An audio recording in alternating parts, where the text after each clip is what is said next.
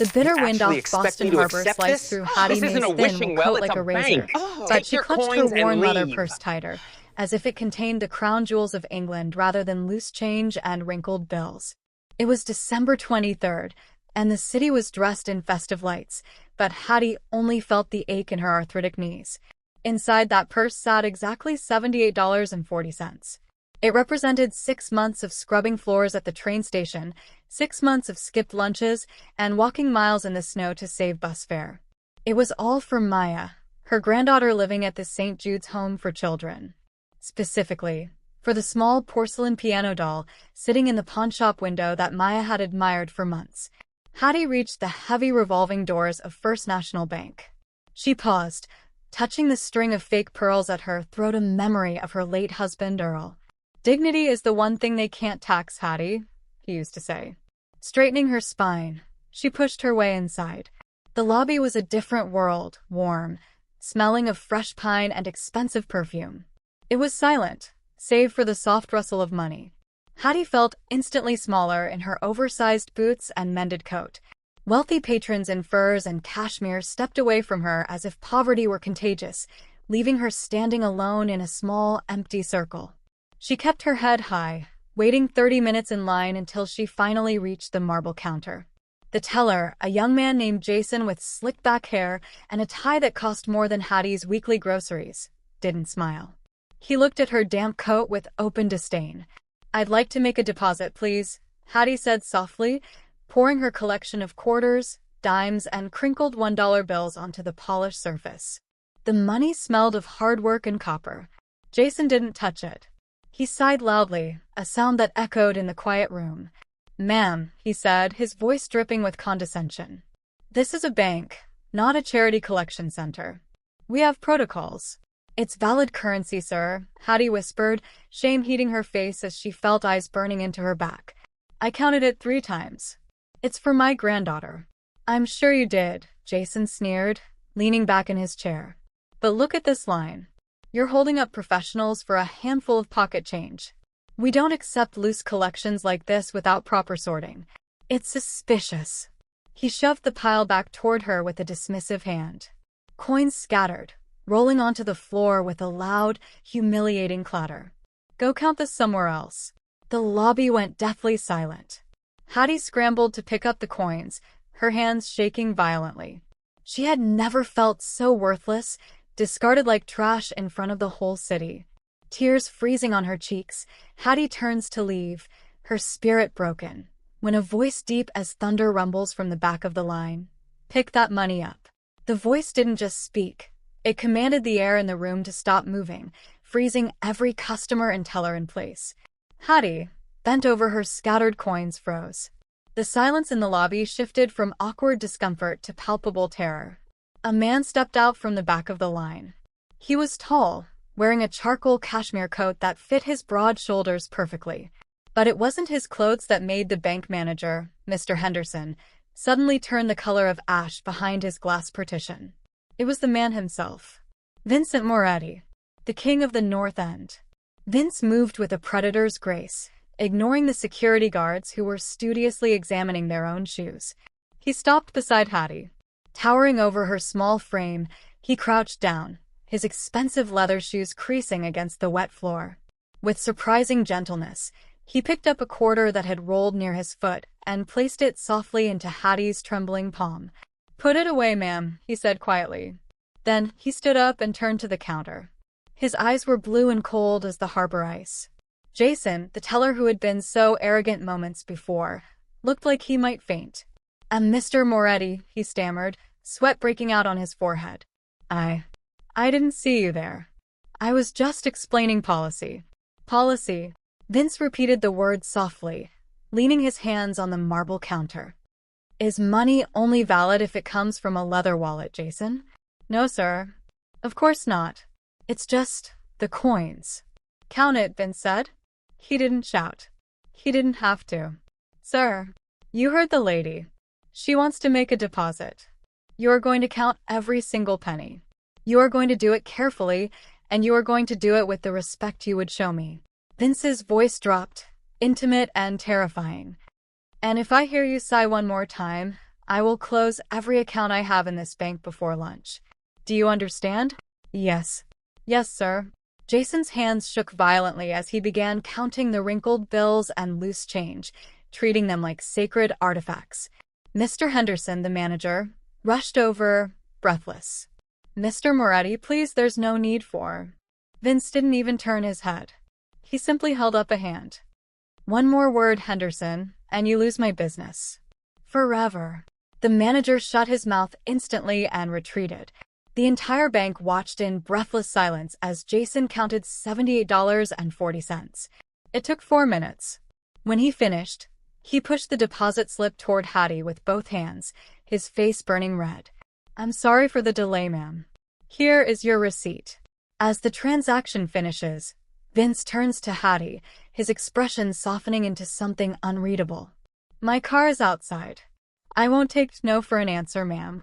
The interior of the black SUV smelled of expensive leather, peppermint, and a faint metallic scent Hattie couldn't place gun oil. It was a world away from the freezing wind outside. As they glided through the Boston traffic, Vince glanced at the rearview mirror. A gray sedan was 2 cars back, matching their turns. His expression didn't change, but his fingers moved rapidly on his phone, sending a silent message to Marco, his driver. Tail. Handle it later. Hattie broke the heavy silence. You didn't have to do that, sir. I'm used to people looking through me. That's exactly why I had to do it, Vince replied, his voice low. He looked out the window at the holiday lights, his jaw tight. I hate this season. It reminds me of my mother. She cleaned offices for 30 years. Died of a heart attack on a polished floor just like that bank's, 3 days before Christmas. Hattie looked at the man beside her. The terrifying king had vanished, replaced by a grieving son. She would have been proud of you today, she said softly. You have her eyes, son. You carry the world's weight in them, but they are good eyes. Vince turned to her, stunned. For a moment, the hardness in his face cracked. He wasn't a mob boss. He was just a boy missing his mom. The car pulled up to the curb in Dorchester. Hattie's building was a stark contrast to the luxury vehicle peeling paint, barred windows, and gray slush on the stoop. Vince insisted on walking her to the front door, offering his arm like she was royalty. Thank you, Mr. Vincent, Hattie said, fumbling for her keys. You gave an old woman a story to tell. The honor was mine, Hattie, Vince said, bowing his head slightly. As Hattie unlocked her peeling door, she turned back to wave. That's when she saw it. Every curtain in the building was twitching. Her neighbors were peering out, their faces twisted in absolute terror, pale and trembling as they stared at the man standing on her porch. Hattie's stomach dropped. She realized she hadn't just been escorted home by a kind stranger. She had been walked to her door by the devil himself. 2 days later, Hattie was humming a soft gospel tune while polishing the brass railing of the old Fairmont Hotel, trying to scrub away the memory of the terrifying luxury she had experienced in Vince's car. It was 5 p.m. on Christmas Eve, and the service alley was already pitch black. Hattie clocked out, clutching her purse, which now contained a bag of hard lemon candies, a small treat for the orphanage children. As she stepped into the slush, a gray sedan blocked her path. The window rolled down, revealing a man with a flashy ring and a smile like a shark. It was Enzo Ruggiero, Vince's rival. You're the one Moretti has a soft spot for, aren't you? Enzo sneered. Hattie gripped her purse. I don't know who you mean, sir. I'm just going home. Don't play dumb. The King of North End doesn't drive housekeepers home unless they're family. Enzo signaled, and 2 large men stepped out of the shadows. Get in.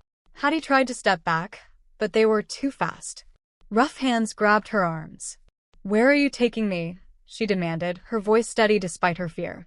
I have grandchildren waiting. They'll have to wait, Enzo laughed. They shoved her into the back seat. In the struggle, Hattie's purse tipped over. The bag of lemon candies burst open, spilling bright yellow sweets onto the dirty, gray snow, a heartbreaking image of innocence trampled.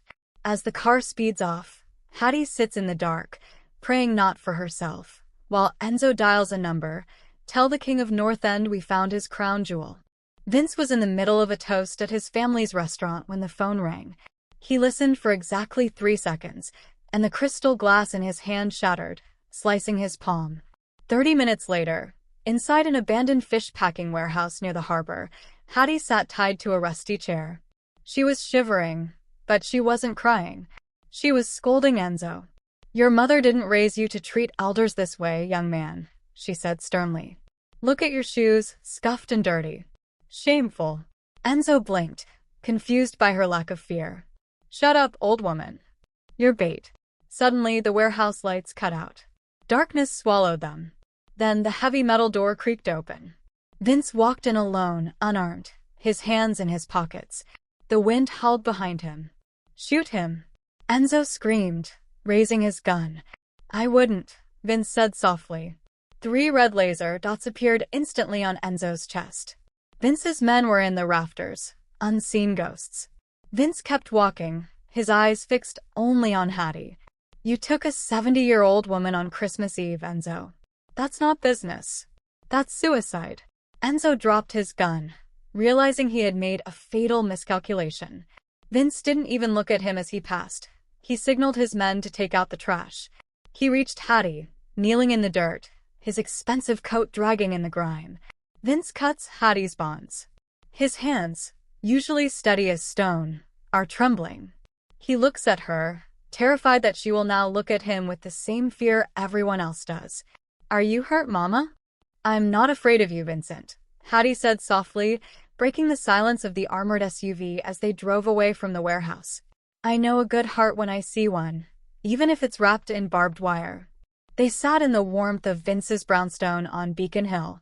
A fire crackled in the hearth, casting a golden glow over a simple Italian dinner. Vince had tried to give her a suitcase of money to leave town, to hide her in Florida. Hattie had pushed it back across the table. "I'm not going anywhere," she insisted. "My life is here. And besides, who is going to make sure you don't lose your soul?" Vince looked down at his plate, humbled. "I can't undo what I am, Hattie. I'm a bad man." "You are a man who did a bad thing," Hattie corrected. She reached into her pocket and pulled out a cheap plastic rosary, the only thing Enzo hadn't taken. "Take this. It kept me safe. Now let it keep you safe." Vince took the beads, his thumb tracing the cross. He pulled out his phone and made a call to his lieutenant. His voice was firm. "Effective tonight. The family sponsors all elderly care in the district. Food, heating, protection. No one goes hungry. No one gets disrespected. Anyone touches a senior citizen, they answer to me." He hung up and looked at Hattie. "That's my Christmas promise." Hattie smiles, looking out the window at the falling snow. She finally has the money to buy her granddaughter the piano doll. The camera pulls back from the warm window into the cold Boston night, leaving a feeling of hope. True power isn't found in fear or authority, but in the gentle courage to lift others up when the world tries to push them down. Like Hattie and Vincent, we learn that dignity has no price tag, and the warmth of a human heart can melt even the coldest winter of judgment. So this Christmas, look beyond the coat to see the soul, because kindness is the only currency that never loses its value.